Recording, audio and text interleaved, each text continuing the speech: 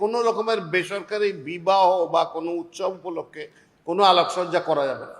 অনেক সরকারি স্কুলের বিভিন্ন স্কুলের জন্য অজস্র গাড়ি যায়, যারা সম্ভব গাড়িতে করে বাচ্চারা যায়। তো এইটার বদলে পুরো ঢাকা শহরে এবং দেশের অন্যান্য স্থানে এগুলোকে বিকল্প হিসেবে ব্যবহার করার জন্য এখন থেকে এইটাকে পরিহার করে দিয়ে ইলেকট্রিক বাস নামানোর একটা সিদ্ধান্ত হয়েছে। তার জন্য যে সমস্ত স্কুলগুলো এই কার্যক্রমে অংশগ্রহণ করবেন তাদেরকে কোনো শুল্ক ব্যতীতই তারা বাসগুলো আনতে পারবেন। গরমে আরাম নিয়ে হবে না হাহুতাশ, ঘুরলে পরে ওয়ালটন ফ্যান বাতাস আর বাতাস। একই সুবিধা দেওয়ার জন্য কমার্শিয়াল ক্ষেত্রে যারা বাস নেবেন অন্যান্য ক্ষেত্রে তারাও নিতে পারবেন, তবে তাদের ক্ষেত্রে 20% শুল্ক ধার্য করা হবে। এই একটা সিদ্ধান্ত হয়েছে। হ্যাঁ, তবে একটা শর্ত যে পুরনো বাস আনা যাবে না, নতুন বাস ব্র্যান্ড নিউ বাস আনতে হবে।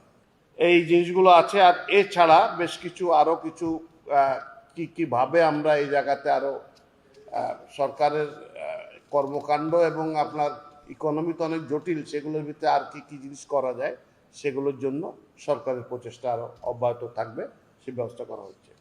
আজকে আমাদের অফিস আওয়ার্স, প্রাইম মিনিস্টারের অফিস আওয়ার্স প্রায় 18 ঘন্টা হয়ে গেছে।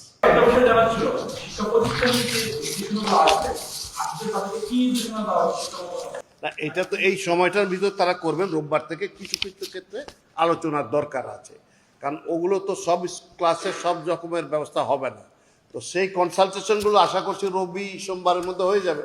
রোববার থেকে হয়তো নির্দেশনা যাওয়া শুরু করবে যে এগুলো এইভাবে হোক, যাতে কোনো এডুকেশনটা এফেক্টেড না হয়। হয়তো চেষ্টা করা হবে যে এটা গেস ওয়ার্কের কথা নাই বলি, যে এক্স্যাক্টলি যা করা হোক কমানো হবে আর কি। এটা ও আচ্ছা, আর একটা জিনিস, ওই যে কোনো রকমের বেসরকারি বিবাহ বা কোনো উৎসব উপলক্ষে কোনো আলোকসজ্জা করা যাবে না।